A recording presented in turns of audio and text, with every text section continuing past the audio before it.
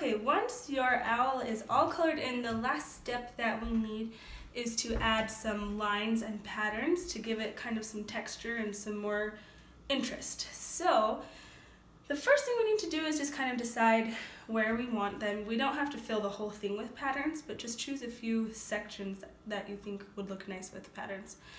I'm going to start with this forehead, I think, and now I need to choose a good color. If I choose red to make a pattern, it's hardly going to show up since I already have red and orange in here. So I want to choose a color that's really going to pop and look different. I could use maybe a white or maybe a different cool color like blue or black, something that looks a lot different from it. I think I'm going to go with white for mine. So you can really make any kinds of patterns and designs. Right here I'm going to do a bunch of lines, just some little short vertical lines.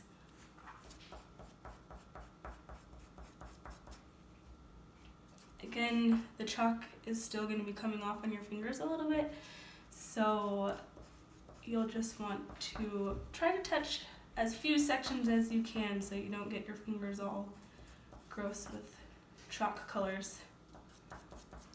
Okay, so there's one section that's adding some texture. Maybe I'll go down and do the wings or something. Make sure you're always putting your colors back. If it's a warm color, put it in the warm color dish. Cool colors go in the cool color dishes.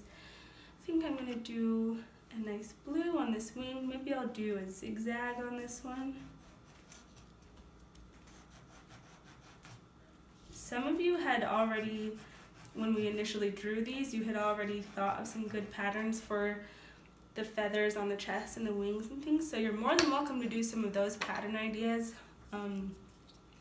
I saw people doing like little curvy loopties that look kind of like nice little feathers.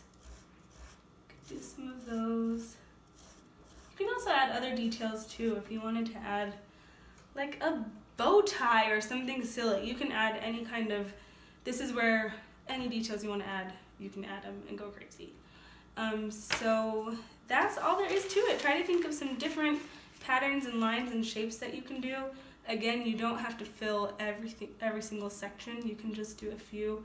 Right now I might add maybe one or two more. I might add like the eyelid and the chest, but that's really all I'm going to do. I'll fast forward it to the end. Ta-da! That's going to be my finished owl. Remember, if you have dirty hands, you can always wipe your fingers off on a sponge.